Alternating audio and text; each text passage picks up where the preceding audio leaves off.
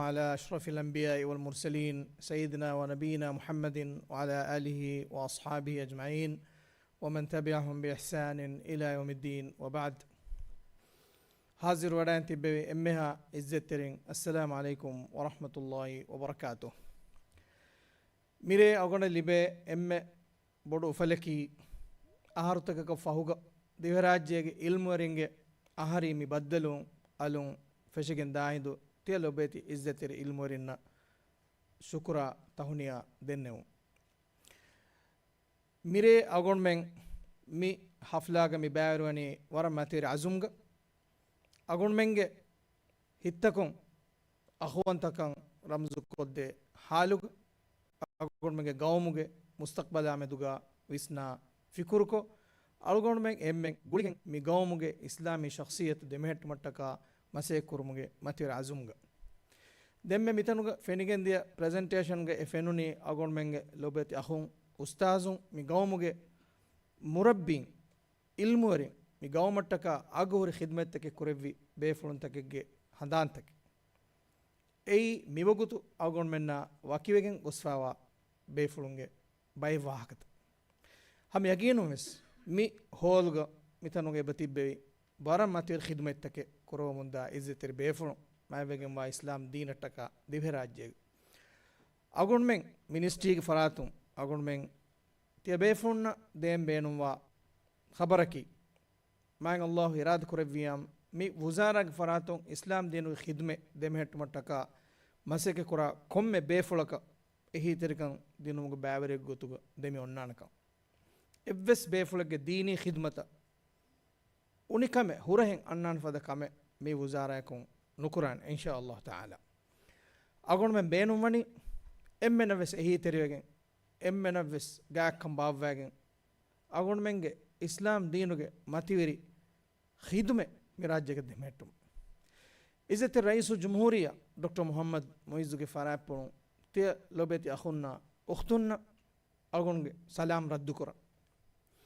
إمانك فانوغ ويركمغ ميويت وديا نومس دوغ تريغ دي مراجعة إسلام دينوغ كانتت هردنا كورو متكا وران أغوري مسكتك كوربوما إمانك فان إرشاد دوا فاوي إسلاميك منسترين كورموندا مسكتك حاصل كورموندا कामयाबी नम ए कामयाबी के फहत गौरी एम बड़ हिस्सादार की अगुण मेंगे लोबेत रईस जमहूरिया अगुण मेंग डॉक्टर मोहम्मद मोइज अगुण एदेनी दिव्य राज्य के एम लोबेत इल्मोरिंगारी हूँ मी दोस्वर की अगुण मेन इस्लाम दीनु के हिदम दिव्य राज्य के फुला कुर्म इस्लाम दीन फितरुफुमा मीस्तकुन्ना हमें हिदायत गेंगुस दिनुमा अगुण मेंगे हयातुग अगुण में लिबेने वरव्यस बोडो अघोरी रानुगे फुर्सतिके एहनी दिव्य राज्य के इस्लाम दिनु के कंतत्त देमेहेट्टु मट्टका नसरु देने सरकार मांग अल्लाह हिराद करे वियाम दिव्य राज्य के गायम फयंग ओतु एई अगोन में एम्मेना एकम गो फावरिकं लिबेन कम कमामेदु अलगोन शक्के नुकुर मिनिस्ट्री ऑफ इस्लामिक अफेयर्स के फरातु दिव्य राज्य के इस्लामी कंतत्त हरदना कुर मट्टका परगिना मासेके तकुरमो बदे ඒගේ තෙරේග කිතෙම කමෙක්ගේ එම්මෙ බොඩු බෑවරින්නකි තිය ලොබෙති ඉල්මෝරින් කමාමෙදුගා අලුගොන් ශක්කෙන් නුකුර තිය ලොබෙති ඉල්මෝරින් මිනිස්ට්‍රිය දෙවමුන් ගෙන්දවා ඉබ්බාරු දෙවමුන් අගොන් වර බොඩ ෆාහක කුර හුරිහා ජමීයකු හුරිහා ඉල්මෝරින් වකි බේෆුලක වකි ගොතේ අලුගොන් මෙන්නේ නුහදාන එම්මෙ බේෆුලුම් වෙස් මි වුසාරා මෙදුගා බහට්ටවා ගාක්කන් ඒ අලුගොන් අබදුස් ෆාහක කුර කමෙ එකමට්ටකා තිය හුරිහා ලොබෙති ඉල්මෝරින්න අලුගොන් වර ඉඛලාස් තරිකමායකුගා ශුකුර් දන්නවා मिनिस्ट्री के फरात मिदनी वरम गिना मसिक के कुरमो अगुण में एक एक मशरूत कुरे गेंदा मिदनी बाय का गोंजहुन तंहुरी नामयस अगुण मेंगे मशरूत वर बड़ कामयाब कमायकुगा इराद करे बिया कुरेंगे बदे एमे बड़ो इसका में मिदनी दिव्य राज्य के सुन्नी इस्लामी अकीदा अहल सुन्नत वल जमाअत के अकीदा दिव्य राज्य के दमहट हरदना कुरमा जुआनुंगे तेरेग अदि खुतबा की उमा इमाम कम फद कंततक जुआनो गेनो मट्टका अगर में बड़ो मशरूअ बनी उलंगफ मांग अल्लाह इराद करे वियाम इंहास जुआन खतीबुन तमरीन कुरुमगे मशरू वर फुला दायरा कुरेंगे बदे मिमस निमेरुगा मि मशरू के तेरेंग तीन सतेक खतीबुन जुआन खतीबुन अगर में फेनिगे दान मिहारो सतेक खतीबुन नवनी हुद्द दो करे एक राजशुगे एको दिन मालिया के तंता खुतबा के में बदे अदि मिहारो दुई सत्तम kodinna tamrinu dewi nimfe mimawga ashawihuga ekodinna agon men sanadu hawal qur'ana mi dairaya zuwan jil genas kuriyan tanuga divrajjege islami shakhsiyatu ramzu koddi islam dinuge shiar demetuma zuwan jil kuri safa genomattaka agon men kura bodu masakate mashru ki devana safa agon men bina nokofikam gwani nama fahun agon men hitam kuren jen miedu kuri safuga tibbe befulu masake kurambi emi hunge jehigen hori saf bina kurma jehigen hori safu bina kuram masake nokofikam gwani nama agon men warab bodati gonja hunta kurmati wana mustaqbalga mirajjega islam diinuge hidayat demet mata ehmima agon medani gotta masake kuram agon menge mashru taw eteren em mashru qur'an hitudas kurumge mashru itura fula kurum agon me midani hafizun bina kurmattaka hafizun itur kurmattaka waragina maseketta kuriyan abade allah irad kureviyam wara fula dairage mikantatta agon me midani kuriya gendamu adi kuriyan oi tanuges atolutaka radrasha mi mashru kuriya gendana mi fursatuga agon beenun hama tarikh gattaka wes mitanuga bayan kolle den laviyani nafaruga kirt kurwan hiddas kurmattaka kuriya gendewe mashru agon men ahmad nazil isme hunnawan gendawa mashru kiyi mifada jalsaek gagon men hama fahak kollen jekame emme fardak feshi masakkatum miedu elibe munda kamiyaba zuwan hafizun binawa munda minwar balairuga ei agon men eteren komme befulakavves hama kurevidana kame ke agon dannawani mikan kamuga beenum wani hivwara azum agon menge mashru tawge tereng em mashru risalat program agon men kuriya migendani wara zuwan ilmi befulun ege terek himanag ege beenumaki zuwan jila edu for koddinu divehi baha ingiresi bahun kuriya gendewe mi mashru nimigen daru sateke wora gina filawul jamawe fonnan mige beenumaki zuwanunna ha men islami hidayatu gadu for koddinu adi rajyen beeruga tibi muslimunna ha me for koddinu adi beeru gawmtoga diriwle divehi rajyege darinna ves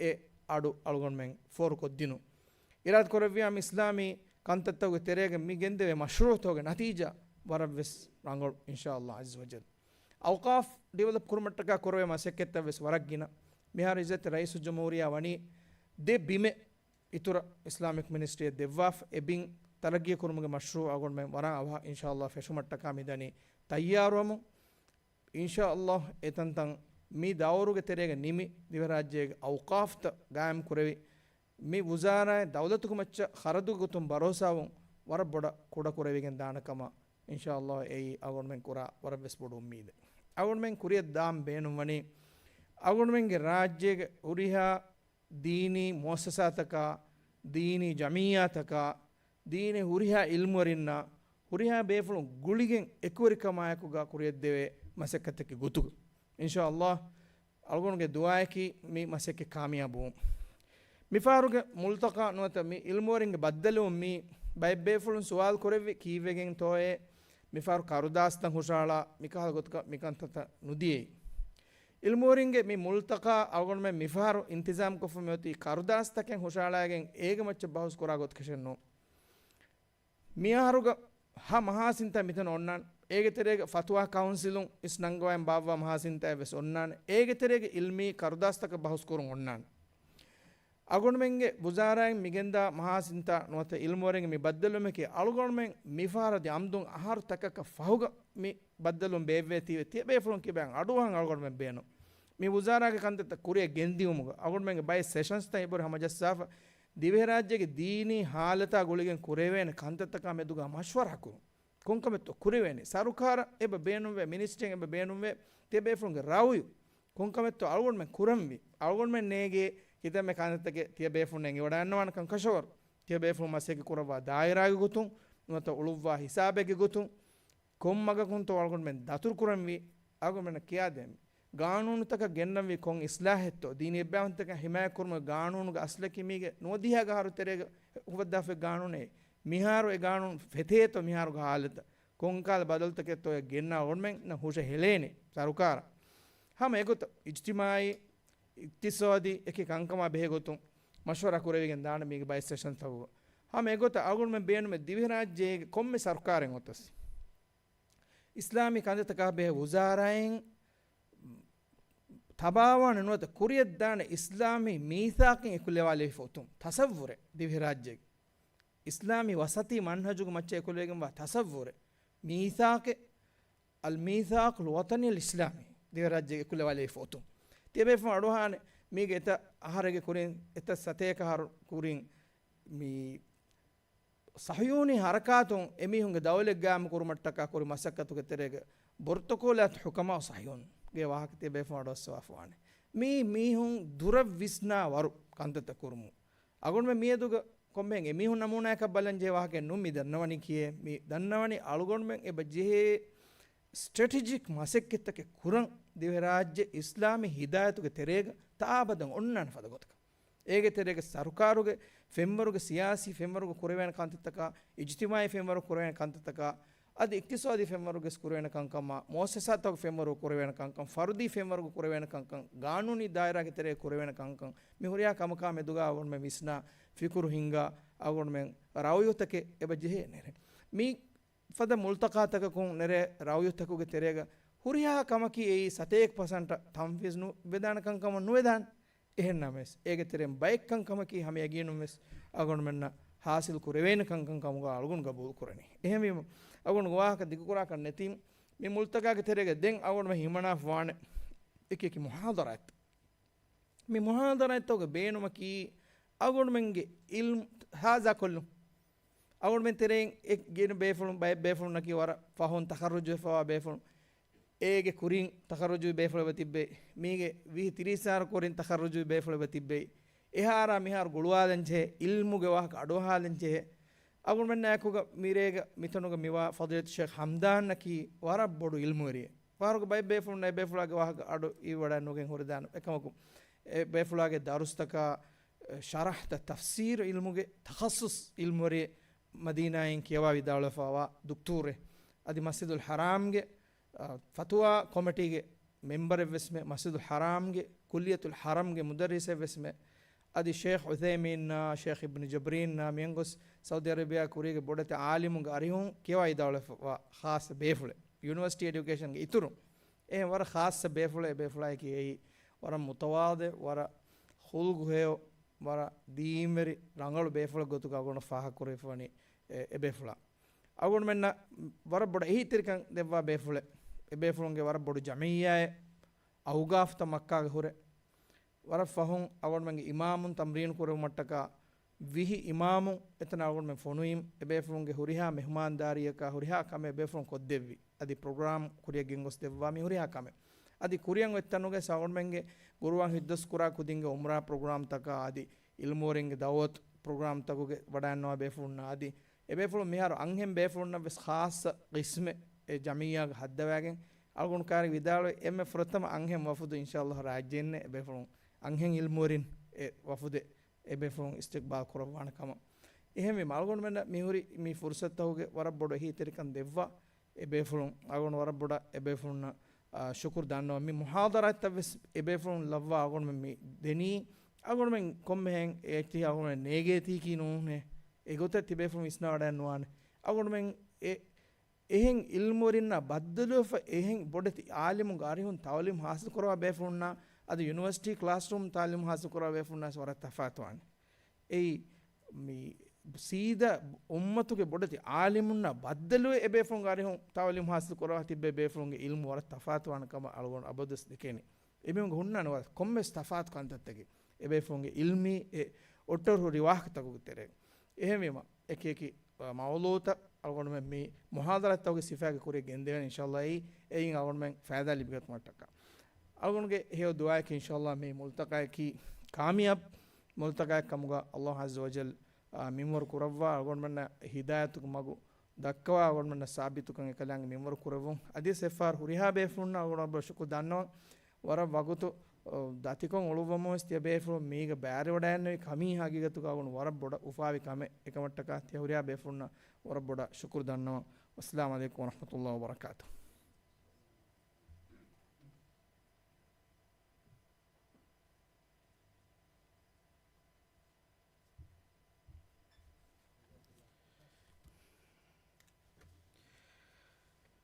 شكرا لكم معالي الوزير. والآن ألتمس من ضيفنا الشرف فضيلة الأستاذ الدكتور حمدان بن حميد السلمي عضو الإفتاء والتوجيه في الحرم المكي الشريف أن يتحفنا بكلماته وتوجيهاته، فليتفضل مشكورا مأجورا.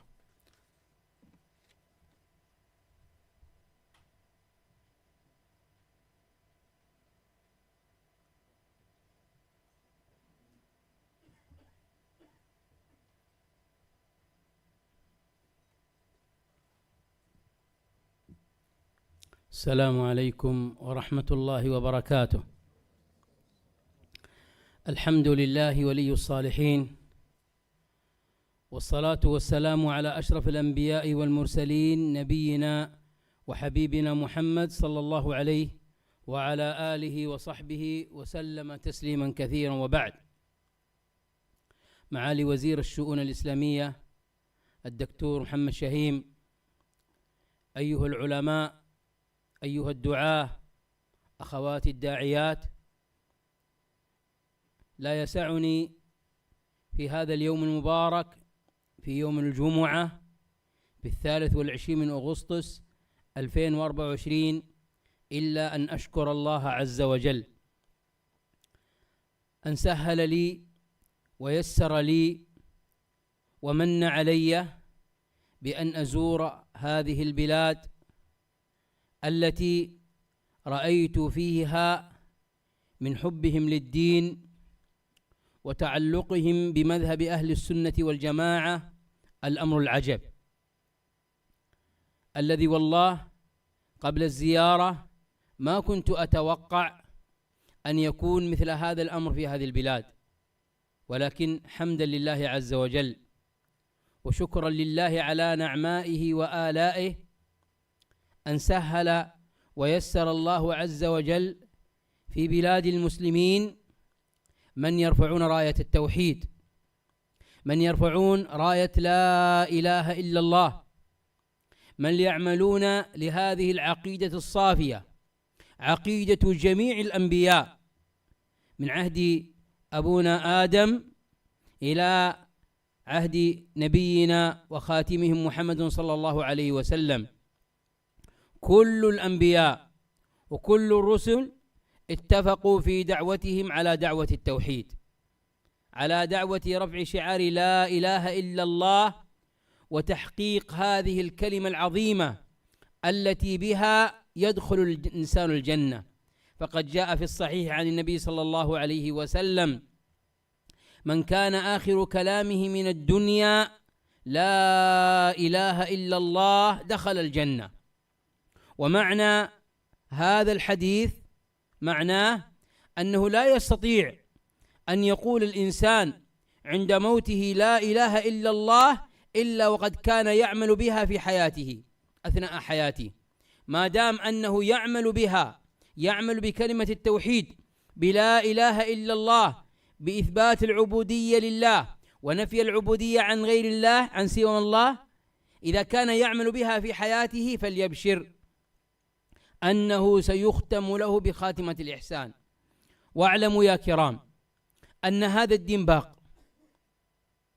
أن هذا الدين باق، وأن الله عز وجل رضي لنا الإسلام دينا، ومن يبتغي غير الإسلام دينا فلن يقبل منه وهو في الآخرة من الخاسرين. وربنا عز وجل يقول: إن الدين عند الله الإسلام. وربنا عز وجل يقول في حجة الوداع عندما قال الله لنبيه: اليوم أكملت لكم دينكم وأتممت عليكم نعمتي ورضيت لكم الإسلام دينا. فالدين باق. وربنا عز وجل قد قال في خواتيم سورة محمد آية تقشعر لها القلوب، وفيها تهديد لمن حاد عن هذا الدين: ومن يتولى يستبدل قوما غيركم وإن تتولوا يستبدل قوما غيركم ثم لا يكونوا أمثالكم. الأمة والدولة وأصحاب المذهب الذين يعيشون على دين الإسلام وعلى العقيدة الصحيحة سيبقون مرفوعون الرأس، وإذا حادوا عن هذا الطريق وإذا ابتعدوا عن هذا الطريق بدل الله بغيرهم، وإن تتولوا يستبدل قوما غيركم ثم لا يكونوا أمثالكم. أيها العلماء، أيها الدعاة، أنتم الآن تعيشون، وأنا أقولها بكل أريحية وبكل صراحة، أنا أقول تعيشون في عهدكم هذا في عهد قرب للتوحيد وقرب للدعوة. احمد الله عز وجل دائما يا إخواني، إذا مكن السلطان أهل الدين وأهل الدعوة والعلماء تمكنوا في الأرض، وإذا حاربهم لربما يضعف هذا الأمر المنهج. أنتم الآن حسب ما رأيت بعيني وما رأيت من شواهد في المساجد وفي الطرقات وبين الناس أنكم ممكنون، فاحمدوا الله، قولوا الحمد لله، أنتم الآن على خير. والله أننا نغبطكم على هذا الأمر، وأننا نفرح لكم أن تمكنون.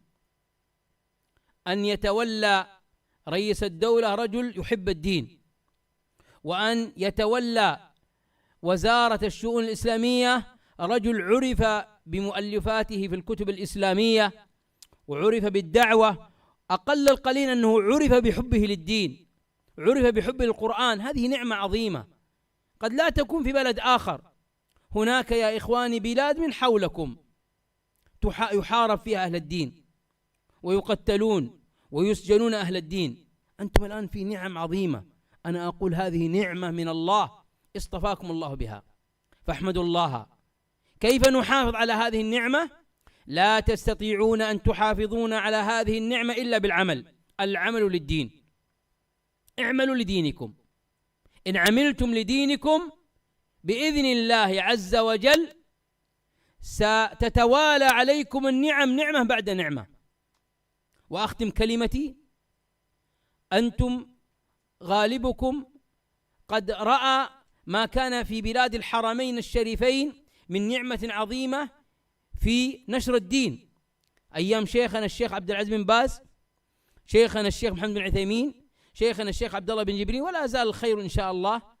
لكن انظروا لما كان قوة العلماء كيف انتشر الدين في جميع البلاد.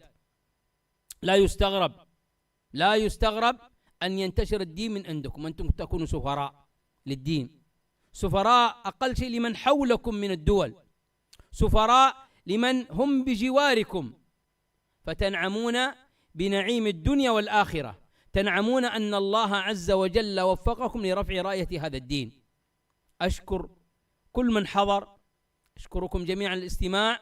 هنيئا لكم بمثل هذا المؤتمر، مؤتمر العلماء 2024 الذي يقام لكم ومنكم.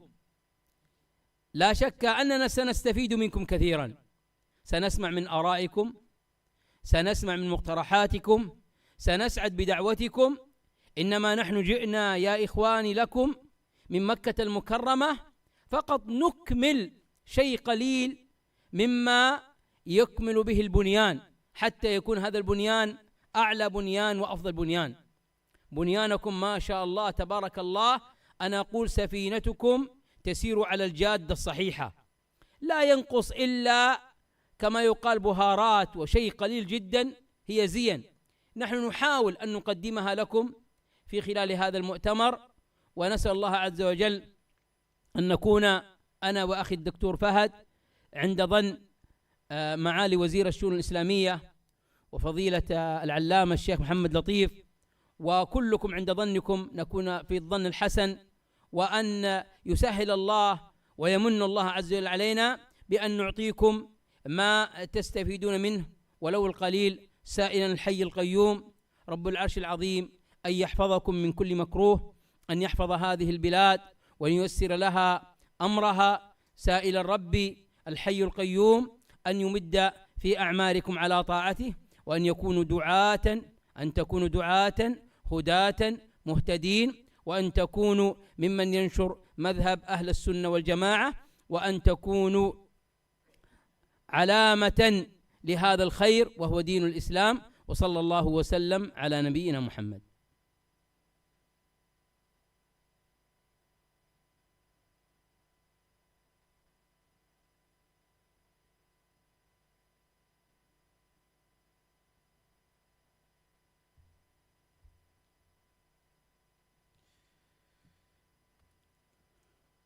شكرا لكم دكتور. وبهذا نختتم هذا الحفل. بارك الله في هذا المسعى ونفع به الأمة والإسلام، وشكرا لكم جميعا على حضوركم هنا، وآخر دعوانا أن الحمد لله رب العالمين، والسلام عليكم ورحمة الله وبركاته. الآن بإذن الله بعد قليل نبدأ أول جلسة لهذا الملتقى، وهي محاضرة لفضيلة الأستاذ الدكتور حمدان السلمي في موضوع دعوة نوح، ورئيس هذه الجلسة يكون فضيلة الشيخ محمد لطيف. إن شاء الله ستجدون جدول برنامجكم أمامكم على الطاولة. شكرا.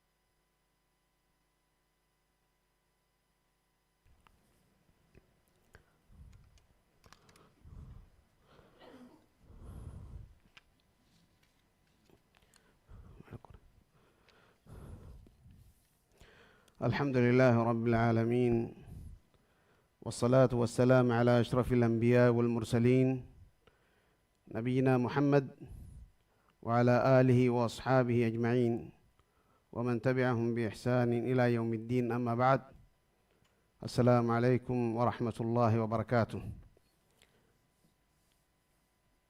في مستهل هذه الجلسة الأولى للملتقى، أولا أشكر الله سبحانه وتعالى على توفيقه لإقامة هذا الملتقى المبارك للعلماء والدعاة في جمهورية المالديف. ثم أشكر وزارة الشؤون الإسلامية ومنسوبيها متمثلة بوزيرها المجتهد الذي لا يألو جهدا في خدمة الإسلام والمسلمين، ونشاطاته ما شاء الله تبارك الله معروفة عند كل أحد ولله الحمد، فجزاه الله عنا وعن الإسلام خيرا.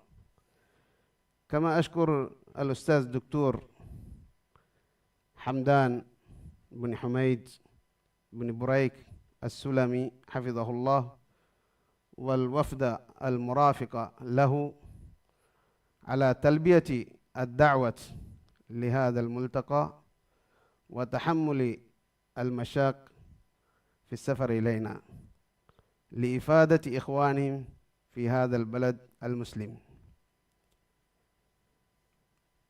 وأشكر كذلك علماءنا الكرام والعالمات والدعاة والداعيات لكريم حضورهم في هذا الملتقى المبارك.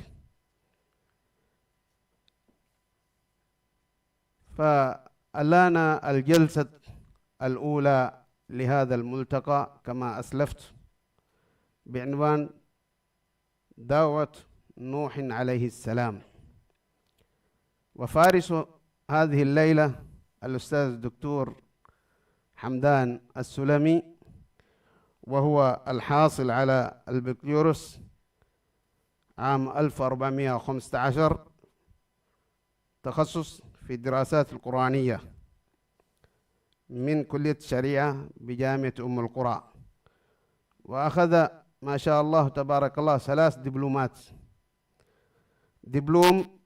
الدبلوم العام في الدراسات الإسلامية من كلية الشريعة بجامعة أم القرى، والدبلوم الثاني دبلوم في استخدام مايكروسوفت ويندوز اكس بي، والدبلوم الثالث دبلوم البرمجة العصبية، والحاصل على الماجستير 1428 والتخصص نفس التخصص التفسير وعلوم القرآن. هذا يدل على حبه للقرآن والتفسير، ما شاء الله تبارك الله.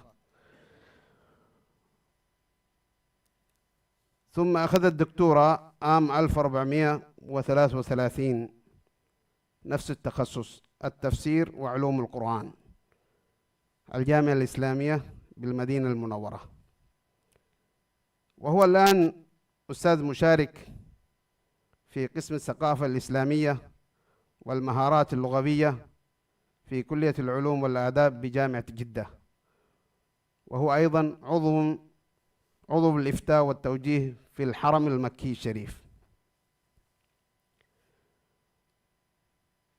هذا كما ذكر معالي الوزير، يعني هذه الأشياء قد مرت عليكم، ولكن يعني كوني رئيس الجلسة لا بد أن أذكر بعض هذه الأمور. وما شاء الله تبارك الله خدمات الشيخ وإقامة الدورات وعضوه في المجالس ومشاركته في المؤتمرات، هذه يعني هذا الشيء لا يمكن في هذه العجالة أن نذكر كلها، ولكن نختصر على سبيل الإيجاز.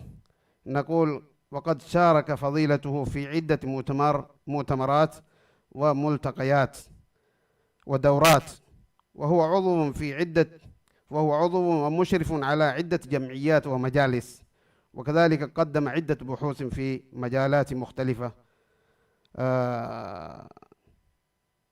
حفظ الله فضيلته وبارك في عمره وأعماله وفي الأمور كلها، وجزاه الله عنا وعن الإسلام خيرا. الآن أدعو فضيلته ليتحدث إليكم عن هذا الموضوع، فليتفضل مشكورا مأجورا. بسم الله الرحمن الرحيم. ممكن من هناك. أيوة. بسم الله. كل وافقتي.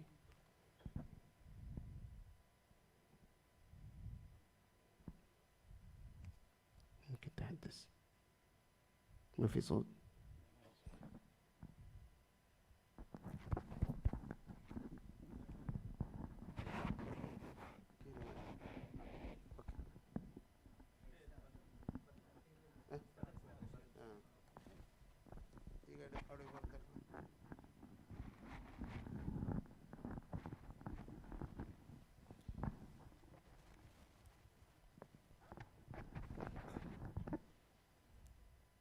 بسم الله. الحمد لله رب العالمين.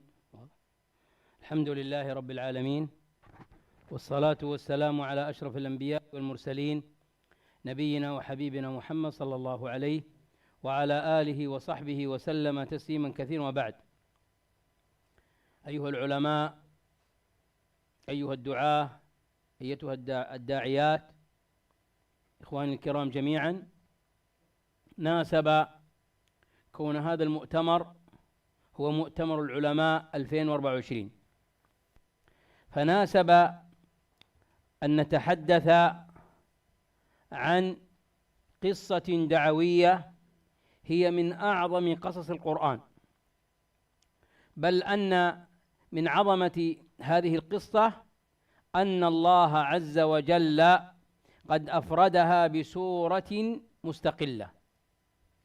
هذه القصة هي قصة دعوة نوح عليه السلام.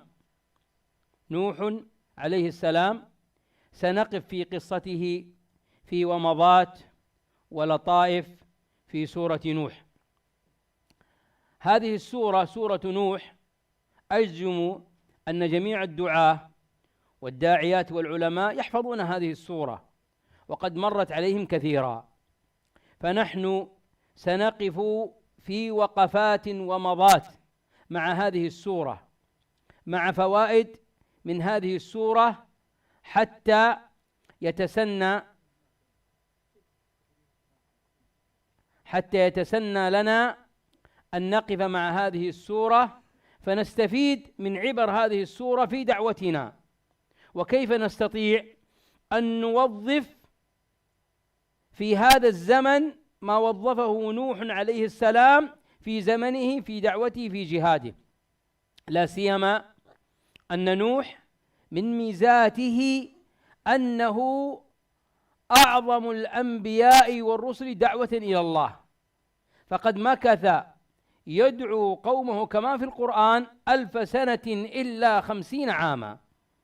فكون هذا الزمن الطويل 1000 سنة إلا 50 عاما، 950 سنة وهو يدعو إلى الله، لا شك أن هناك قد مرت على نوح ومر على نوح أساليب في الدعوة، مر على نوح أقوام كيف دعاهم، الأوقات التي دعاهم فيها، هذه كلها سنقف فيها مع هذه السورة في وقفات. سورة نوح هي سورة مكية، وإن قلنا سورة مكية يعني أنها نزلت في مكة، يعني أنها نزلت قبل الهجرة في بداية دعوة النبي صلى الله عليه وسلم. وهذا أيضا هنا وقفة وفائدة، كون السورة مكية أي نزلت في مكة، أن أعظم نجاح الدعوات هي من تبدأ من مكة، فإذا بدأت الدعوة من مكة بدأ الخير كما بدأ النبي صلى الله عليه وسلم. ونتوقف في ومضة أن المتأمل للقرآن يجد أن قصة نوح لم تذكر إلا في السورة المكية، ونوح عليه السلام ذكر في القرآن 43 مرة. عدد ما ذكر نوح في القرآن 43 مرة. وبين آدم ونوح عليهم السلام 10 قرون. إذا قلنا 10 قرون يعني كم سنة؟ مشايخ 1000 سنة ما بين آدم ونوح. وهنا لطيفة، نوح عليه السلام يسمى آدم الثاني أو آدم الأصغر. لماذا؟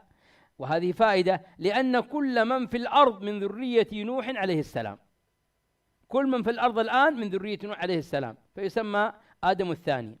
وامضة، نوح يعتبر أول رسول، وهذه مزية، وآدم هو أول نبي، ونوح من أولي العزم من الرسل. وهنا لطيفة، ذكر بعض المفسرين وهذه من الفوائد أن عدد حروف سورة نوح، ركزوا معي، هذه ذكر بعض المفسرين أن عدد حروف سورة نوح 950 حرفا، وهذا على عدد إيش؟ سنين دعوته، على عدد سنين دعوته. محور سورة نوح، عن ماذا تتحدث سورة نوح؟ وهذه فائدة لكم يا دعاة أيها العلماء أخواتي الداعيات. ما محور سورة نوح؟ محور سورة نوح بيان أصول الدعوة باتخاذ جميع الأساليب، فهذا محور عظيم. وأنا أذكر في جامعتنا جامعة أم القرى أقيمت رسائل ماجستير ودكتوراه في سور القرآن. كم عدد سور القرآن؟ أجل سلمان 114 سورة. أقيم رسائل ماجستير ودكتوراه في كل سورة، يأتون إلى هذه السورة وينظرون ما محور هذه السورة، عن ماذا تتحدث هذه السورة. فسورة نوح كانت تتحدث في بيان أصول الدعوة باتخاذ جميع الأساليب. يقول العلامة ابن سعدي رحمه الله: لم يذكر الله في هذه السورة سوى قصة نوح، أي في سورة نوح ما ذكر أي قصة أخرى. لماذا؟ قال لطول لبثه في قومه، لأنه مكث يدعوهم كم؟ 950 سنة، وتكرار دعوته إلى التوحيد ونهي عن الشرك. فائدة: خصائص سورة نوح. بماذا أو ما هي الخصائص والميزات في سورة نوح؟ أولا، وانظروا إلى هذه القصة العظيمة. بدأتها سورة نوح بإرسال الله نبيه نوحا وتكليفه بتبليغ قومه التوحيد. هذه خصيصة عظيمة. دائما أي دعوة تبدأ بالتوحيد هذه الدعوة نقول ناجحة وستنجح. ثانيا، اعتنت السورة سورة نوح بغرس أصول العقيدة وبيان عناصر الإيمان من عبادة الله وإبطال عبادة غير الله.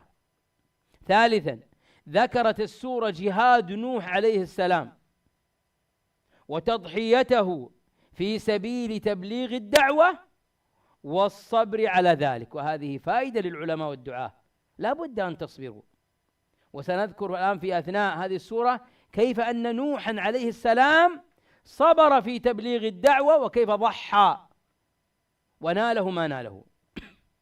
أيضا من خصائص سورة نوح التذكير بنعم الله على الناس، عندما يقول الله في السورة: فقلت استغفروا ربكم إنه كان غفارا يرسل السماء عليكم مدرارا، ثم ذكر أنه يمددكم بأموال وبنين. أيضا من خصائص سورة نوح تحدثت السورة عن عناد قوم نوح له وتماديهم في الكفر والضلال، فإذا مر على الداعية أن قومه يعاندونه ينبغي عليه أن يصبر، لأن أعمار هذه الأمة كما ورد في حديث الترمذي: أعمار أمتي ما بين 60 إلى 70 وقل من يجوز ذلك. فإذا أنت عمرك من 60 إلى 70 ولا تصبر على عناد قومك، كيف بالذي دعا في الدعوة فقط في الدعوة 1000 سنة إلا 50 عاما. اختتمت السورة بدعاء نوح على قومه بالهلاك والدمار بعد جهاد معهم. وهنا ومضة وفائدة عندما يقول: ويصنع الفلك فكلما مر عليه ملأ من قومه سخروا منه. قال أهل العلم سخروا منه لأمرين، أي قوم نوح سخروا من نوح لأمرين.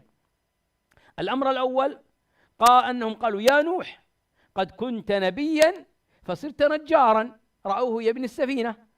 ولكم تتخيلوا يا أيها الدعاة والعلماء والعالمات والداعيات، رجل وإنسان في صحراء وليس عنده ماء ولا بحر، فيأتي ويبني سفينة، وقبل كان يدعوهم إلى التوحيد. ماذا يقول الناس؟ قال هذا مجنون، قد كان نبيا فأصبح الآن نجارا، ترك النبوة إلى النجارة. ثانيا سخروا منه أنهم قالوا يا نوح من يصنع السفينة يسير بها في البحر وأنت الآن في البر، فلماذا أنت تصنع سفينة؟ لطيفة، عدد من آمن مع نبي الله نوح، وهذه فائدة عظيمة تجعلنا نزداد في سبيل الدعوة، في سبيل العمل للدين. اتفقنا معالي الوزير أن دعوة نوح كم كانت؟ أنا اعذروني دائما أحب أسأل، 950 سنة. تخيلوا يا إخواني، لكم تتخيلوا إنسان يدعو قومه 1000 سنة إلا 50 عاما. انظروا كم آمن معه كما في كتب التفسير، قالوا لم يتجاوز عدد من آمن به 80 رجل وامرأة، 80، وقيل 83 رجل وامرأة. فلو قلنا 80 كأنه في كل 100 سنة واحد. مع ذلك صبر على الدعوة واتخذ جميع الأساليب، وهذه فائدة. وهنا قد يتساءل بعض الناس أنه جاء في سورة التحريم أن امرأة نوح خانت زوجها، فما هي هذه الخيانة؟ في خيانة امرأة نوح لزوجها، هل هي خيانة فراش؟ قيل لا، إنما هي خيانة دين. ما معنى خيانة دين؟ أنها لم تؤمن بدعوته، فكانت خيانة دين. الآن أيها الإخوة سنبدأ مع السورة في وقفات. فضيلة الشيخ سلمان سيقرأ لنا آيات وأنا سأقف مع هذه الآيات، وأنا أحب أن أسمع من صوت شجي مثل الشيخ سلمان، ثم بعد ذلك نفسر ونقف مع هذه الآيات. ابدأ يا شيخ في بداية السورة.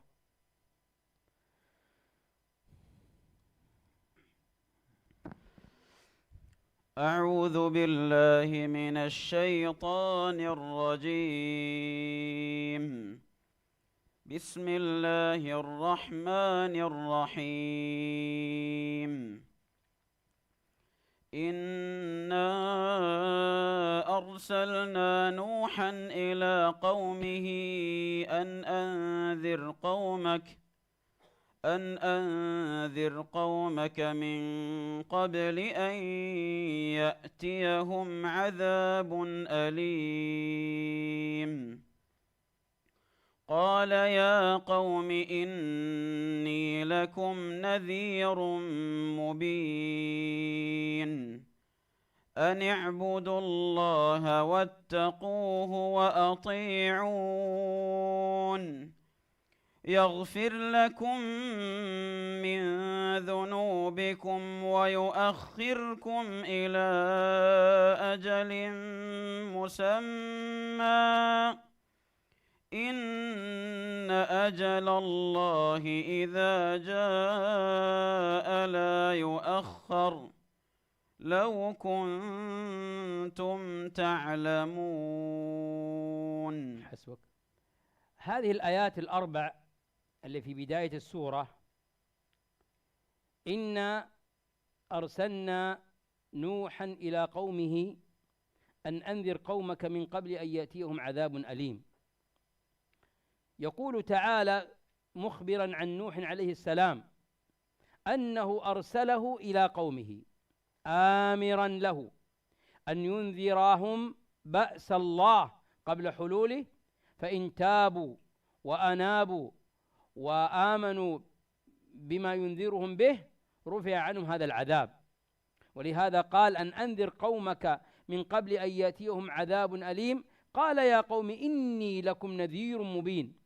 وهنا استجابة نوح مباشرة عندما يقول لكم يا قوم إني لكم نذير مبين، أي بين النذارة ظاهر الأمر وواضحه.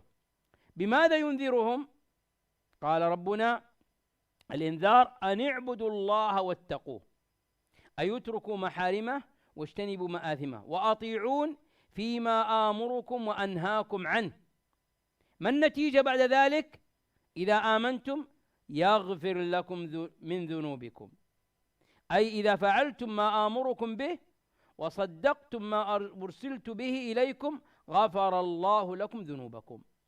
ثم بعد أن يغفر لكم ذنوبكم قال ويؤخر، نتيجة أخرى، ويؤخركم إلى أجل مسمى، أي يمد في أعماركم ويدرى عنكم العذاب. ما هو العذاب الأليم؟ عندما قال الله من قبل أن يأتيهم عذاب أليم، قال عامة المفسرين أي عذاب يوم القيامة يقع فيندمون، وقيل العذاب الأليم هو الطوفان. وهنا فائدة يا إخواني، كل من يبتعد عن هذا الدين وهذا التوحيد وهذه الدعوة لابد أن يمسه شيء، إما أن يؤخر له العذاب يوم القيامة، وإما نسأل الله العافية أن يأتيه العذاب في دنياه. هنا نوح جاءهم العذاب بطوفان أهلكهم إلا قليل، ما نجا معه إلا قليل. وقد يكون العذاب بالطبع على القلب والعياذ بالله، عندما يطبع على قلب الإنسان فيتنكر لهذا الدين ويترك هذا الدين، بل يعادي هذا الدين ويأتي بالكفر البواح، وهذا هو من العذاب الأليم الذي قد يكون في الدنيا. أن اعبدوا الله واتقوه وأطيعون هنا لطيفة، وهي أن دعوة نوح لقومه تتلخص في 3 أمور طلبها منهم.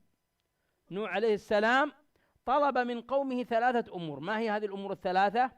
أولا عبادة الله وحده، أن يعبدوا الله.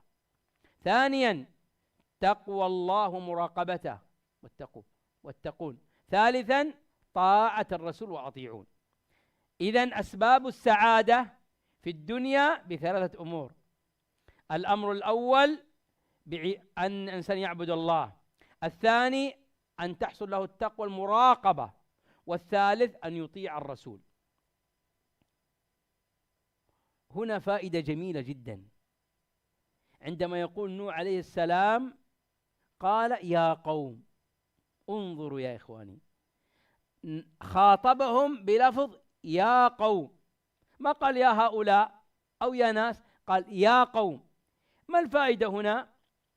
الفائدة هنا استعطاف الداعية لقومه، فوصفهم بكونه قومه وأنهم منه وهو منهم، يعني أنا منكم وأنتم مني. قال ابن عاشور رحمه الله وافتتاح دعوة قومه بالنداء يا قوم لطلب إقبال آذانهم، ونداؤهم بعنوان أنهم قومه تمهيد لقبول نصحه، إذ لا يريد الرجل لقومه إلا ما يريده إيش؟ لنفسه، كما الأب لا يريد لابنه إلا أن يكون أفضل منه.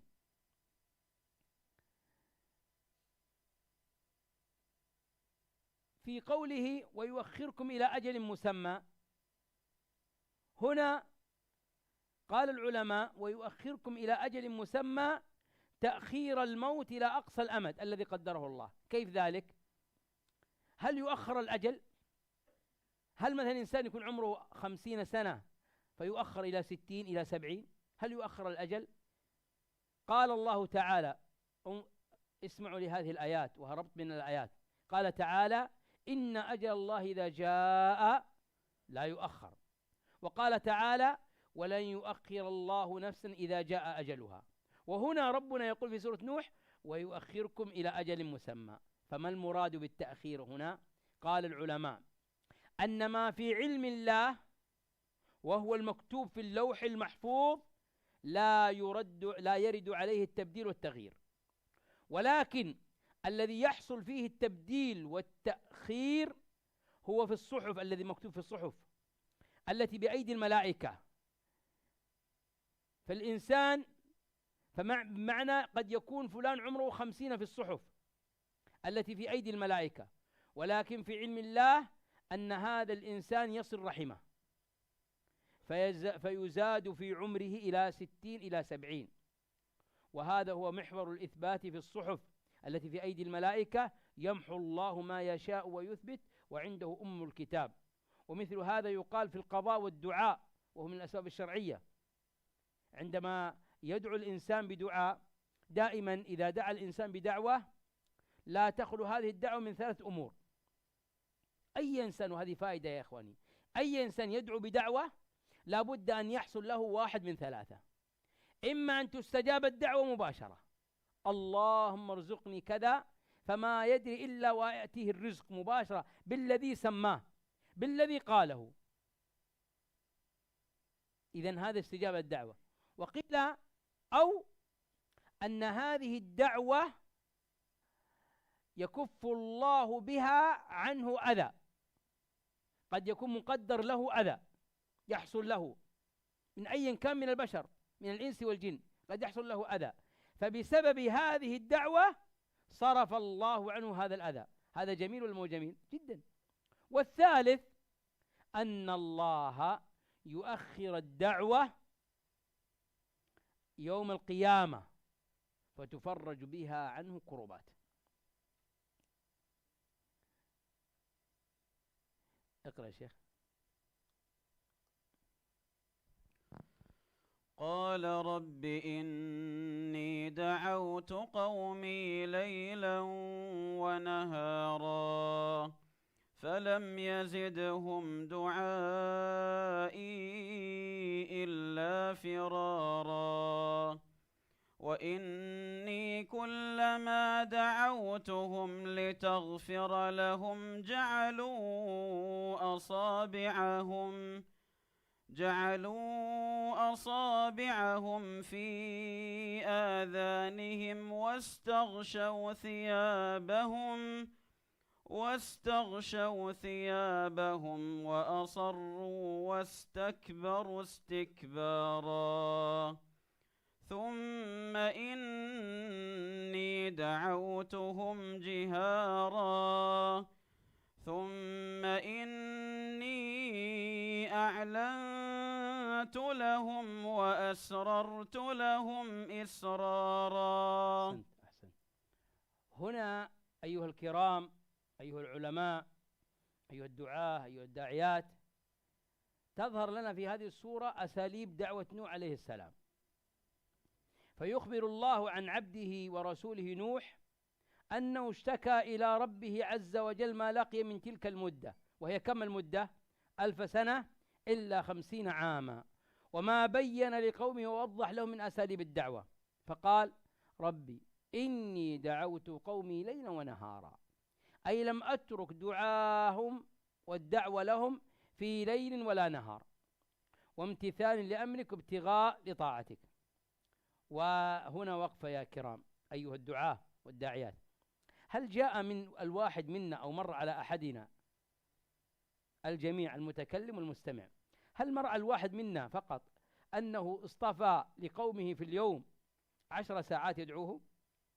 ما أتوقع. فانظر إلى نوح عليه السلام يقول دعوت قومي ليلا ونهارا، يعني ما أترك لهم فرصة لا في ليل ولا في نهار. فنتخيل يا إخوان ما حصل لنوح عليه السلام، يعني إنسان فرغ نفسه للدعوة إلى الله في الليل والنهار. وأيضا قال فلم يزدهم كوني أدعوهم ليلا ونهارا دعائي إلا فرارا، أي كلما دعوتهم ليقتربوا من الحق فروا منه وحادوا عنه. فرارا قال الإمام الألوسي مبالغات بليغة، وكان الأصل فلم يجوبوني، فعبر ذلك بزيادة الفرار المسند للدعاء. ما قال فلم يجوبوني، قال فرارا. يعني نتخيل أنت لو تتكلم مع إنسان ويخرج من عندك يمشي هو. لكن تخيلوا هذا المعنى، مجرد ما تدعوه يفر منك فرار، أي يجري جريا. فشوف كيف يعني الذي حصل لنوح عليه السلام. وفي قوله قال رب إني دعوت قومي ليلا ونهارا، هنا فائدة، استغل نوح عليه السلام عموم الأوقات المناسبة للدعوة، في ذلك دلالتان. أولا أن ذلك يدل على اجتهاد نبي الله نوح في الدعوة، وهنا ينبغي علينا أن نجتهد، فلم يفرط في ضياع أي وقت من الأوقات. ثانيا أن نوح عليه السلام يحاول اختيار الأنسب، يبحث يناسب فلان في الليل، وفلان في الضحى، وفلان في الظهر، وفلان بعد العشاء، وفلان قبل الفجر، فكان يناسب يختار الأوقات المناسبة لهم والأقرب لاستجابتهم، ويراعي اختلاف طبائعهم. وهنا لطيفة في قوله فلم يزدهم دعائي إلا فرارا. قال ابن السعدي رحمه الله أي نفورا عن الحق وإعراضا، فلم يبق لذلك فائدة، لأن فائدة الدعوة ما هي؟ أن يحصل جميع المقصود أو بعضه من الدعوة. وفي قوله وإني كلما دعوتهم لتغفر لهم جعلوا أصابعهم في آذانهم واستغشوا ثيابهم. وهنا يا أيها الإخوة ومضة، قال ابن سعدي كل هذا حرص ونصح وإتيان بكل باب يظن أن يحصل منه المقصود. واستغشوا ثيابهم هذا من باب المبالغة، انظر وتخيلوا يا كرام، واستغشوا. وعندي سؤال بعد أن نذكر تفسير هذه الآية، عندما يقول الله واستغشوا ثيابهم، قال هذا من باب المبالغة، فهو يسد أذنيه. مع سداد الأذنين ماذا يفعل؟ يجعل الثوب أيضا على الوجه، يعني ما يكفي فقط يسد أذنيه، إنما يسد أذنيه ويستغشي الثوب ويضع ثوبه على وجهه. وهنا مبالغة في عدم السماع، يعني لا نريد أن نسمع منك شيئا أبدا. فعلوا ذلك من أجل لا يروه، لأنهم لا يريدون أيضا أن يروه. قالوا يعني من كرههم لنوح عليه السلام حتى الرؤية ما يريدون أن يروه، فهم لا يطيقون رؤيته من باب الحقيقة في الكره والبغض. وقيل هذا من قبيل استعمالات، أي صاروا من العداوة، أي لبسوا الدعوة العداوة كما يستغشى الثوب، بمعنى أصبحت عداوتهم تغطيتهم. وهنا سؤال، هل مر بالواحد منا في دعوته أنه عندما يأتي ويدعو إنسان هذا الإنسان يضع أصبعه في أذنيه؟ مر يا شيخ؟ أبدا لم يمر، الحمد لله، نحن في نعمة في خير، الناس مقبلون يا إخوان، بس التقصير منا. هل مر بالواحد منا أنه من كره الناس له أنهم إذا رأوه يغطون وجوههم؟ أبدا، أنا أجزم ما مر. فإذا التقصير منا ولا من الناس الآن؟ يا معشر الدعاة أيتها الأخوات، التقصير منا ولا من الناس؟ منا، نحن الدعاة نستطيع أن ندعوهم. إذا كان نوح وهو نبي و1000 سنة إلا 50 عاما 950 سنة وهو في دعوة، مع ذلك نتخيل كل يوم يضعون أصابعهم في أذانهم، وفي كل مرة يغطون وجوههم. نحن الآن الضعفاء المساكين لو قلنا لفلان السلام عليكم فأعرض ممكن ما عاد نكلمه. ليش ما رد السلام علي؟ لماذا لم يكلمني؟ لماذا لم يصافحني؟ ونوح ما توقف عن الدعوة، سد أذاني، يسدون أذانهم، يستغشون ثيابهم، لا يريدون رؤيته، كره وبغضاء، مع ذلك يستمر في الدعوة. لم تكن هذه الدعوة. أتمنى بس أن الواحد يجرب مع قومه، أهل بيته، مع قريته أو الحي الذي يسكن فيه أو المدينة، أو الآن نقول مثلا الجزيرة التي يسكن فيها. أتمنى فقط أن نجرب الدعوة بس أسبوع، والله سيجد إقبال، وأنا أقولها والله لست حانثا في ذلك.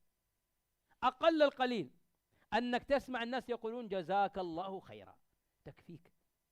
أقل القليل أنك لو جئت ونصحت إنسان وقلت يا فلان مثلا اترك هذا الدخان، أقل القليل أنه لا يدخن في وجهك، لكن نتخيل يا أخوان نوح عليه السلام ليس يا أخوان سنة ولا سنتين، 1000 سنة إلا 50 عام، وهذا حالهم سد آذاني وتغطية وجه. وهذه فائدة أننا نحن التقصير الآن منا، ينبغي علينا أن نزيد في الدعوة. وهنا لطيفة في قوله ثم إني أعلنت لهم وأسررت لهم إسرارا، ما توقف في أساليب الدعوة. أما الجهر ففيه بيان أن هذا الأمر ليس مما ينبغي إخفاؤه والاستحياء منه، وهذه فائدة للدعاء. اجهر بدعوتك لا تستحي. بعض الناس إذا رأى منكر يغطي رأسه ويقول أتكلم أو لا أتكلم، أقول أو لا أقول، أنكر أو لا أنكر، أجلس أو أخرج. لا، في مجال يعني دائما العلماء يقول إذا جهر المخالف بالمعصية ينبغي عليك ألا إما أن تنصحه أو تخرج. لكن نوح عليه السلام ما ترك أسلوب. وأيضا في الإسرار بدأ بالدعوة سرا، فرصة لإقناع المدعو لأنه أدعى للقبول. يعني إذا كان في مجال جهر يجهر، وإذا كان في مجال إسرار يسر بها. في قوله ثم إني دعوتهم جهارا ثم إني أعلنت لهم وأسررت لهم إسرارا، استنبط العلماء معالي الوزير 3 هنا أن نوح بدأ دعوته بالسر ثم الجهر ثم قرن بين السر والجهر. قال الرازي واعلم أن هذه الآية تدل على أن مراتب الدعوة 3، فبدأ بالمناصحة بالسر، ثم ثنى بالمجاهرة، فلما لم يؤثر جمع بين الإعلان والإسرار. وكلمة ثم تدل على تراخي بعض هذه المراتب عن بعض، يعني معناها يعني أطال الدعوة في السر، ثم أطال الدعوة في الجهر، ثم بدأ في السر والجهر سويا. وهنا لطيفة إشارة إلى ذكر عموم الحالات بعد ذكر عموم الأوقات. اقرأ يا شيخ.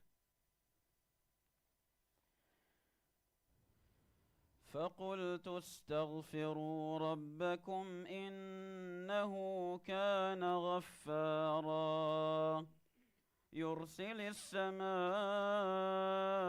عليكم مدرارا ويمددكم بأموال وبنين ويجعل لكم جنات ويجعل لكم أنهارا ما لكم لا ترجون لله وقارا وقد خلقكم أطوارا. أحسن. هنا أيها الإخوة بعد أن ذكر الله في سورة نوح أساليب دعوة نوح، وكيف أنه دعاهم ليلا ونهارا سرا وجهارا، وكيف أن قومه تمادوا عليه، بدأ يذكر الله النعم التي أنعم الله بها على قوم نوح. فذكرهم نوح فقلت استغفروا ربكم إنه كان غفارا، أي ارجعوا إلى الله وارجعوا عما أنتم فيه وتوبوا إليه من قريب، فإن من تاب إليه تاب الله عليه. إنه كان غفارا صيغة مبالغة، أي كثير الغفر وكثير الغفران. وفي قوله تعالى من النعم إذا استغفرتم ربكم يرسل السماء عليكم مدرارا، وهذه فائدة ولطيفة. وهذا كان في فعل النبي صلى الله عليه وسلم، أنهم كانوا إذا أراد نزول المطر يكثرون من الاستغفار، بل أنهم ما شرعت صلاة الاستسقاء إلا لكثرة الاستغفار، لأنهم يبينون أنهم يريدون من الله يغفر لهم. بل أنه جاء في الأثر وفي فعل النبي أنه كان في أثناء الخطبة نهاية الخطبة ماذا يفعل النبي صلى الله عليه وسلم في صلاة الاستسقاء؟ ها يا مشايخ، كان يغير إيش؟ رداءه، والمعناها دلالة على تغيير الحال الذي هو فيه إلى الله. فهنا من أراد أن ينزل عليه المطر في جزيرة أو في قرية أو في بلاد يكثر من الاستغفار. ثم من النعم ويمددكم بأموال وبنين، هذه نعم. إذا كثرتم الاستغفار يمددكم بأموال. يعني الذي يشتكي من قلة اليد أو من كثرة الديون عليه بكثرة الاستغفار. وكذلك من لم يرزق بالذرية فعليه بكثرة الاستغفار. في قوله وبنين، البنين المقصود بهم الذكور. لماذا؟ لأن الآباء يتقوون بالذكور ويتجملون في المجالس ويفتخرون بهم، وهذا كثير في القرآن منها وبنين شهودا. لما جاء في وصف الوليد بن المغيرة قال كان له بنين شهودا، أي ذكور، مع أنه قد تكون البنت أبر من الذكر وهذا موجود، لكن حال الناس، والقرآن يحكي حال الناس وطبيعتهم أن الرجال يحبون أن يؤتى لهم بالذكر. بل لما كانت هذه في طبيعة الناس، لما ورد في الأثر أن النبي صلى الله عليه وسلم قال خيركم، وهذه للنساء، من بكر بالأنثى، خيركم من بكر بالأنثى، رد على أنه يعني أن هذا في طبيعة البشر، في طبيعة الناس. حتى الآن النساء طبيعتهم تقول أنا أريد ولد ذكر، يعني أريد أن يحملني، لأن عادة المرأة بعد ذلك البنت إذا كبرت هل تجلس في البيت؟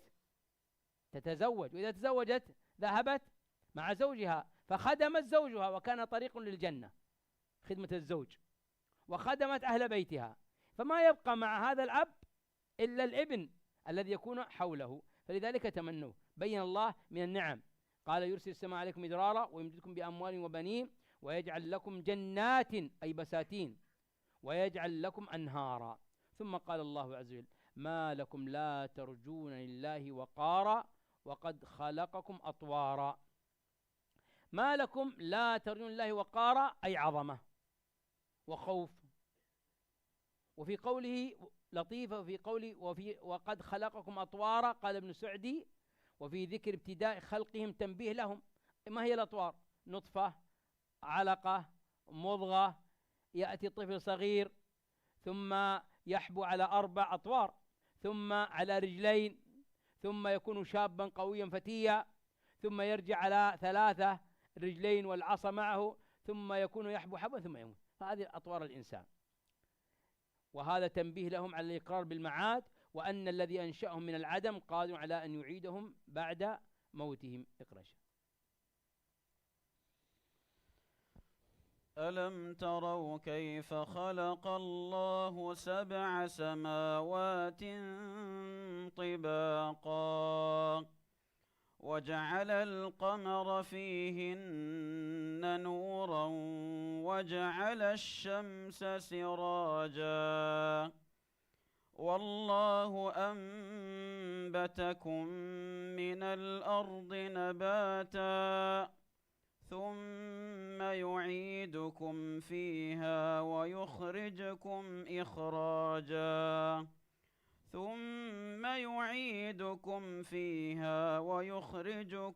إخراجا والله جعل لكم الأرض بساطا لتسلكوا منها سبلا فجاجا. أحسنت. بعد أن ذكر الله النعم التي في أيدي الناس، بدأ يذكر الله النعم التي يرونها وينظرون إليها، فقال نوح ألم تروا، يخاطب قومه، كيف خلق الله 7 سماوات طباقا، أي خلق الله فوقكم 7 سماوات متطابقة بعضها فوق بعض، كل سماء فوق الأخرى مطبقة عليها كالقباب، وجعل القمر فيهن نورا، أي جعل القمر فيه نور، وجعل الشمس سراجا، هذه من النعم. الآن يا إخواني نتخيل لو الدنيا كلها ليل لتعب الناس، ولو كانت الدنيا كلها نهار لتعب الناس، لكن الله عز وجل قال وأنبتكم من الأرض نباتا ثم يعيدكم فيها ويخرجكم إخراجا. ومن النعم والله جعل لكم الأرض بساطا أي منبسطة لتسلكوا منها سبلا فجاجا. وهنا ومضة يقول ابن سعدي عندما ذكر الله خلق السماوات والقمر والشمس فقال ففيه تنبيه على عظم خلق هذه الأشياء، السماوات القمر الشمس، وهي بينة أمام أعيننا نراها، وكثرة المنافع فيها في الشمس والقمر الدالة على رحمة الله وسعة إحسانه. فالعظيم الرحيم الذي سخر لك هذه السماوات، سخر لك هذه الأرض، سخر لك القمر، سخر لك الشمس، يستحق أن يعظم ويحب ويعبد ويخاف ويرجى. وهنا لطيفة في قول ألم تروا، هنا استفهام للتقرير، والرؤية بمعنى العلم، لعلمهم علموا ذلك بالسماع من أهله ورأوه بأبصارهم. والله أنبتكم من الأرض نباتا، هنا باعتبار أن آدم خلقه الله من أديم الأرض، ثم يعيدكم فيها إذا متم ويخرجكم إخراجا، أي يوم القيامة يعيدكم كما بدأكم أول مرة. والله جعل لكم الأرض بساطا، أي بسطها ومهدها وثبتها بالجبال الراسيات الشم الشامخات، لتسلكوا منها سبلا فجاجا، أي خلقها لكم لتستقروا عليها وتسلكوا فيها أين شئتم من نواحيها، وهذه من نعم الله عز وجل علينا. قال نوح رب إنهم عصوني واتبعوا من لم يزده ماله وولده إلا خسارا ومكروا مكرا كبارا وقالوا لا تذرن آلهتكم ولا تذرن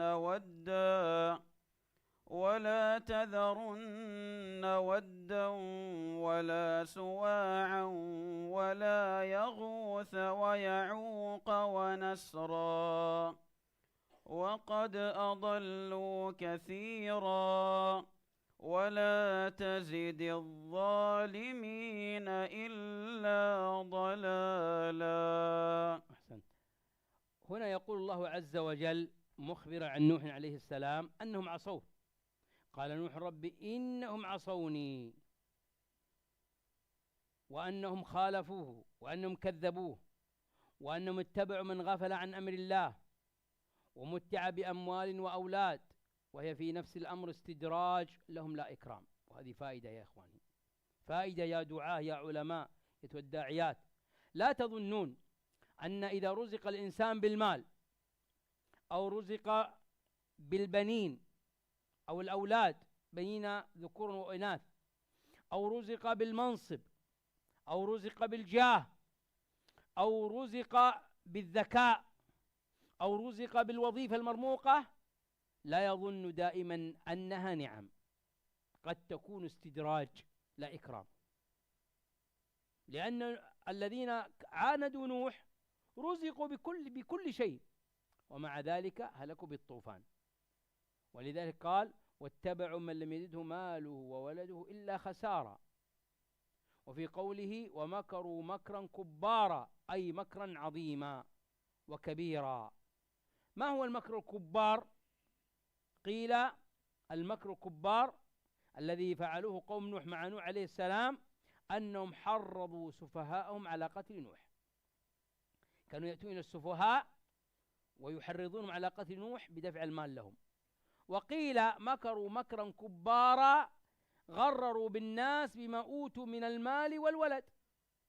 وقيل مكروا مكرا كبارا بما نسبوا لله من الصاحبة والولد، يعني الشركاء. وكبارا يدل على المبالغة، أي أنه ليس بمكر كبير فقط بل في غاية الكبر.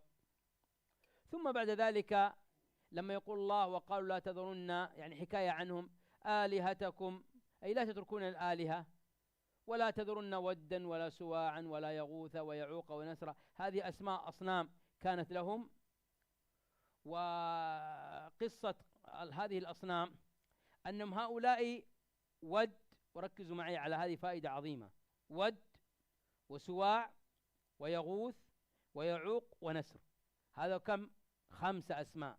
هؤلاء كانوا أسماء رجال صالحين قبل نوح عليه السلام، فكانوا هؤلاء يدعون الناس بصلاحهم.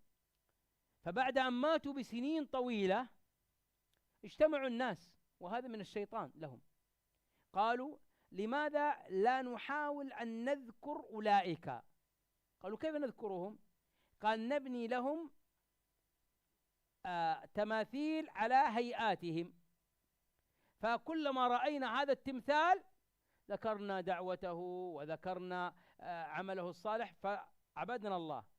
الجيل الأول الذي كانوا في هذا كانوا يذكرون ويبكون ويستغفرون، ثم جاء جيل وجيل وجيل وجيل فقالوا إذن هؤلاء عظماء، هؤلاء ما فعلت تماثيلهم في الشوارع أو في الأماكن إلا أنهم عظماء، إذن هؤلاء آلهة، فدخل الشرك عليهم. ثم لما جاء قريش قبل عهد النبي صلى الله عليه وسلم جاءوا بأصنام. لما النبي صلى الله عليه وسلم دخل الكعبة في فتح مكة كم كان هناك صنم؟ قرابة 360 صنما، وكلها كانت يعني يقول حتى نعبد الله بها ويقربون الله زلفى.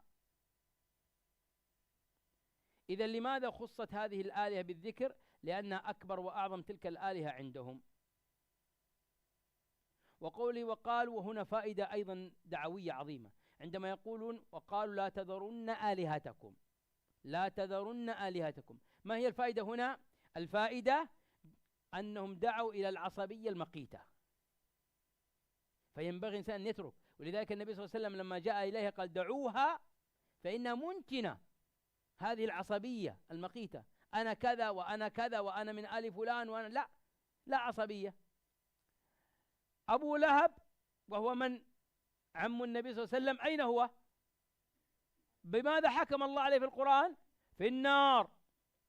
وبلال عليه السلام ذلك العبد الحبشي ماذا قال عن النبي صلى الله عليه وسلم؟ ماذا قال عن بلال؟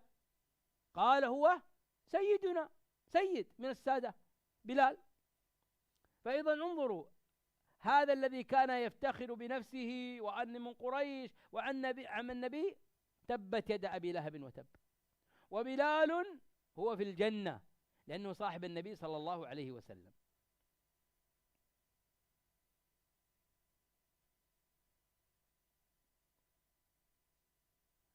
هنا في قوله ولا تزي الظالمين إلا ضلالا، دعاء من نوح عليه السلام، دعاء منه على قومه لتمردهم وكفرهم وعنادهم، كما دعا موسى على فرعون وملئه ربنا اطمس على أموالهم واشدد على قلوبهم فلا يؤمنوا حتى يروا العذاب الأليم. وقد استجاب الله لكل من النبيين نوح وموسى في قومه فأغرق أمته بتكذيبهم لما جاءهم به. فقد يسأل سائل يقول كيف يدعو نوح على قومه بالضلال وليس الظالمين إلا ضلالا، مع أن الواجب في حق النبي أن يدعو لهم بإيش؟ بالهداية. قيل الجواب ليس المراد الضلال في أمر الدين، بل المراد الضلال في أمر دنياهم وفي ترويج مكرهم وحيلهم. وقيل المراد بالضلال هنا العذاب، دعا عليهم بالعذاب لقوله إن المجرمين في ضلال وسعر. اقرأ يا شيخ. مما خطيئاتهم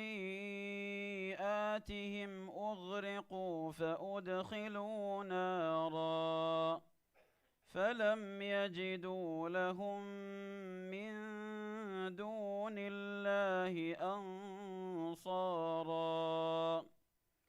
وقال نوح رب لا تذر على الأرض من الكافرين ديارا إنك إن تذرهم يضلوا عبادك ولا يلدوا إلا فاجرا كفارا.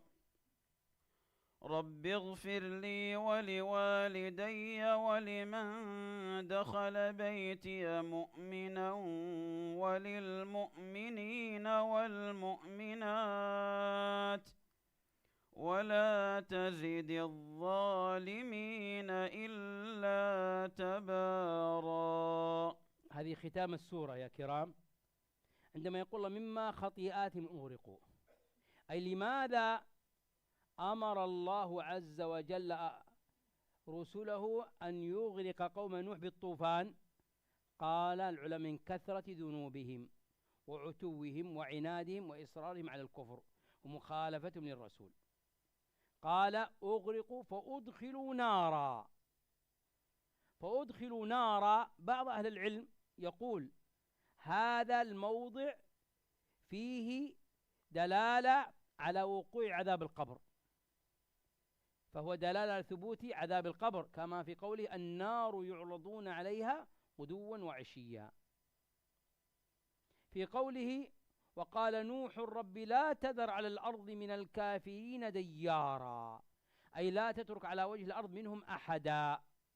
وديار من صيغ تأكيد النفي. قال ابن جرير الديار من يدور في الأرض فيذهب ويجي. وهنا مسألة، لا شك أن من واجب الداعية والنبي أن يصبر ويحتسب، ولا يدعو على قومه رجاء هدايتهم ولو بعد حين. فلماذا دعا نوح على قومه رب لا تذر على الأرض من الكافرين ديارا، وعندما قال ولا تزد الظالمين إلا تبارا؟ نقول الأصل في حق النبي الصبر والاحتساب، وكذلك في حق سائر الدعاة أن يصبروا. لكن نوحا لم يدعو على قومه إلا أن بعد أن يئس من إيمانهم، ورأى أن المصلحة تكمن في هلاكهم، ذلك أنهم أصبحوا سببا في ضلال الآخرين، ولم يلدوا إلا فاجرا كفارا. والظاهر في ذلك كما يقول أهل العلم أن نوح لم يدعو على قومه إلا بوحي منه سبحانه، أن الله وحده، لأن الله قال وأوحي إلى نوح أنه لن يؤمن من قومك إلا من قد آمن. وكذلك بدليل الاستقراء حيث مكث نوح في قومه 1000 سنة إلا 50 عاما وما آمن معه إلا القليل. في قوله تعالى رب اغفر لي ولوالدي ولمن دخل بيتي مؤمنا، ما المقصود ببيته؟ قيل منزله، وقيل مسجده، وقيل سفينته، اعتبرنا السفينة هي بيت له. وهنا فائدة ولطيفة، اسمعوا للآية عندما يقول الله رب اغفر لي ولوالدي ولمن دخل بيتي مؤمنا. هنا مشروعية الدعاء أولا للنفس ثم الوالدين ثم لعامة المسلمين. وهنا لطيفة في قوله رب اغفر لي ولوالدي، طلب المغفرة من ربه يدل على حسن أدبه مع خالقه. طلب المغفرة من ربه يدل على حسن أدبه مع خالقه، ودعاؤه لوالديه يدل على البر، والدعاء للمؤمنين يدل على المحبة وطهارة القلب. فإن كنت تحب أن تكون طاهر القلب حبيب إلى الله، وهذه فائدة، أكثر من الدعاء للمسلمين والمؤمنين. كلما دعوت لهم وأكثرت من الدعاء لهم كنت طاهر القلب، فلا تحمل في قلبك حقدا. وسأعطيكم فائدة، إذا حصل بينك وبين أخيك شحناء أو خصومة أو شيء من المواقف، فالسبيل إلى علاج ذلك، خذوها فائدة، كثرة الدعاء له في ظهر الغيب، أن تدعو له لأخيك هذا الذي حصل منه، ولو شتمك ولو سبك ولو ما فعل، والله سيأتي هو معتذرا إليك، لأنك ستكون طاهر القلب، لن تفكر في الحسد له أو البغضاء أو ذا. قال ابن سعدي خص المذكورين الآباء الوالدين والمؤمنين لتأكد حقهم وتقديم برهم، ثم عمهم بالدعاء. وهنا لطيفة، قد شمل دعاء نوح هذا كل ظالم إلى يوم القيامة، كما شمل دعاءه كل مؤمن إلى يوم القيامة وكل مؤمنة إلى يوم القيامة. أخيرا أختم هذه السورة أيها الإخوة بذكر بعض الفوائد السريعة. أولا أساليب دعوة نوح عليه السلام لقومه.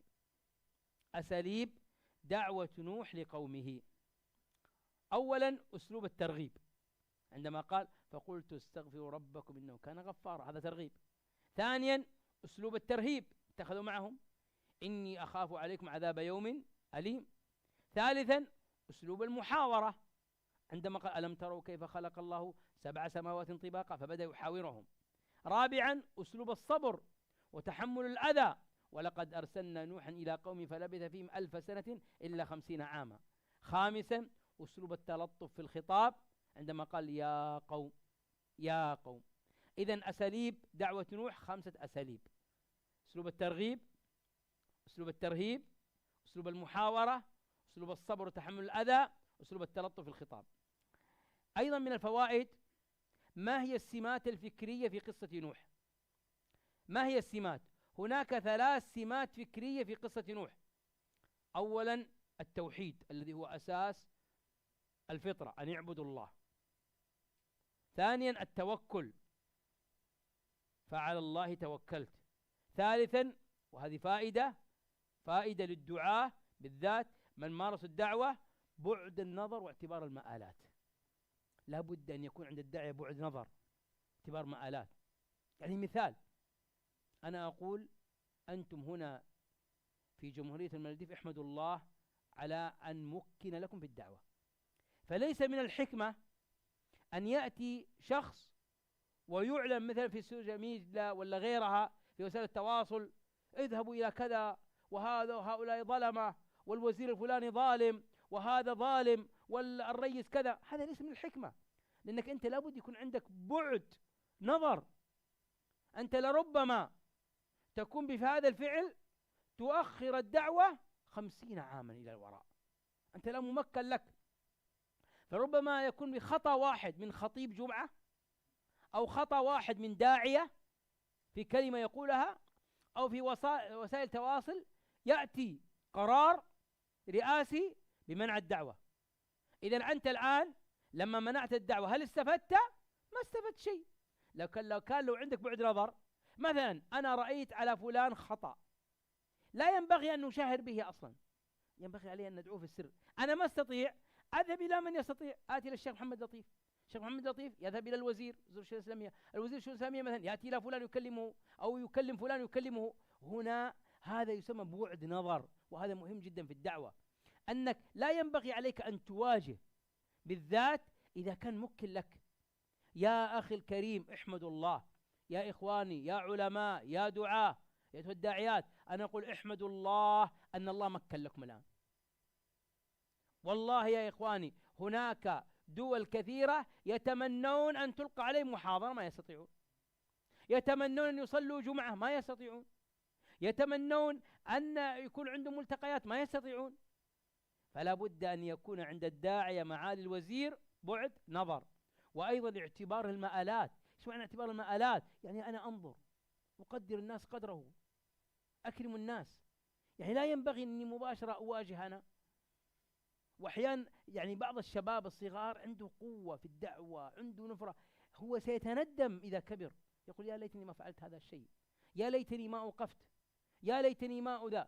الآن يعني هل خير للإنسان يا كرام أيها الدعاة العلماء أن يمكن له ويلقي كلمته ويصلي في المسجد ويخطب الجمعة، أو أنه يأتي قرار بمن لربما يأتي أناس آخرين يدعون إلى البدع، أليس كذلك مع الوزير؟ يدعون إلى الشركيات، يدعون إلى التمرد على الدين.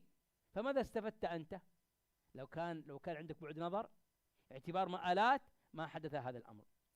أيضا من الفوائد: ما هي السمات السلوكية في قصة نوح؟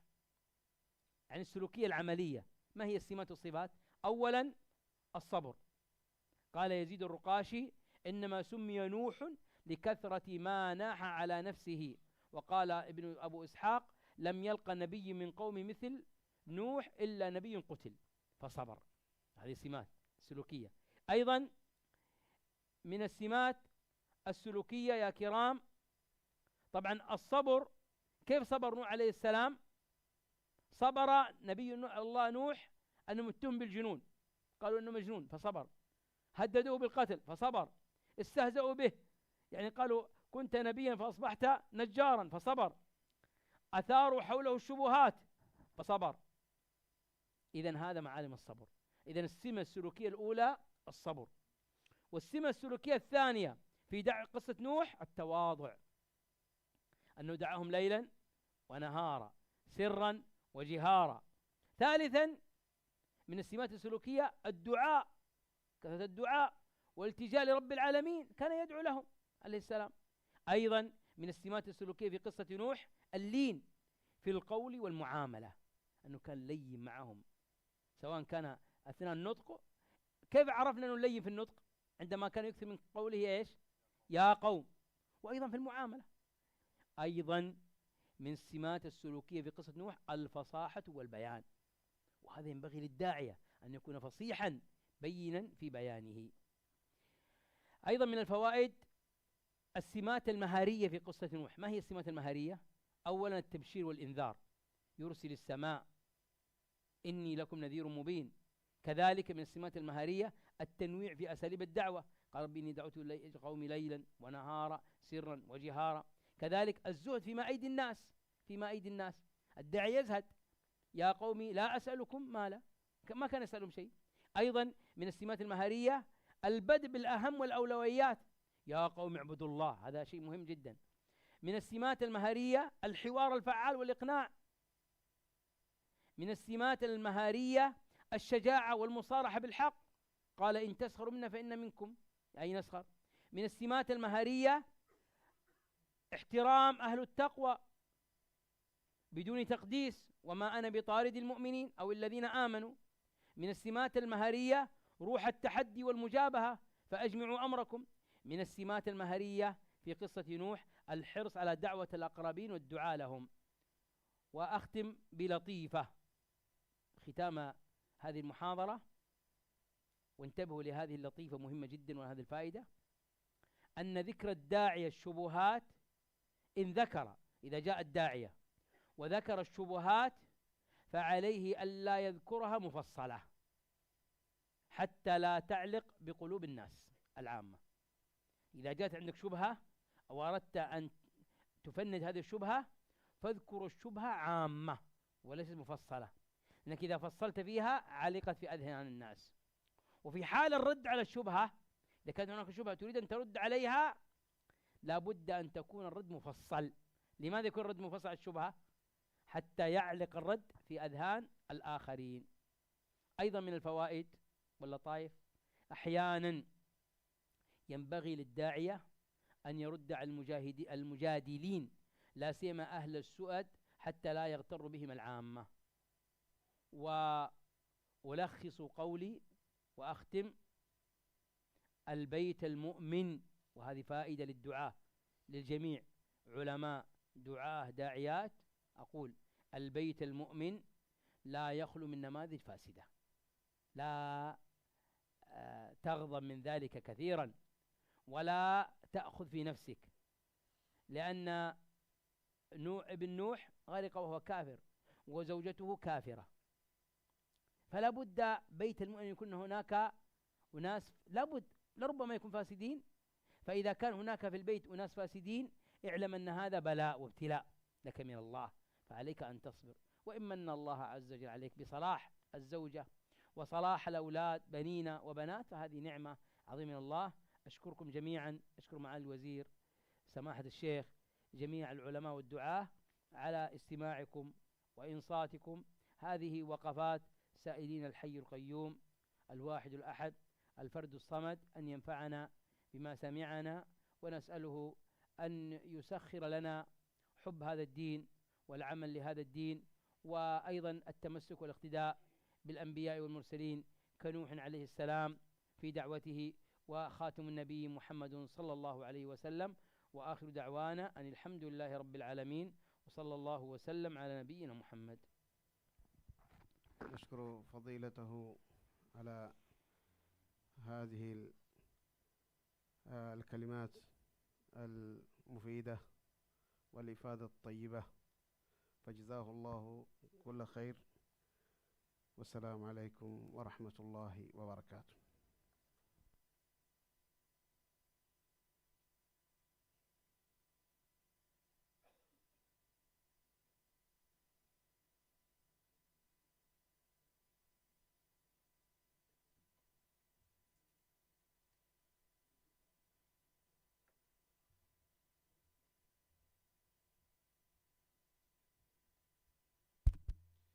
inshallah miyai kalmen miyaduge session nimmadane madama aggadi baga irat kureviya session ta feshigen daane kavis den tibe frunge sharafuga abile mer kolle me bahadanno conference hall ge lobby ga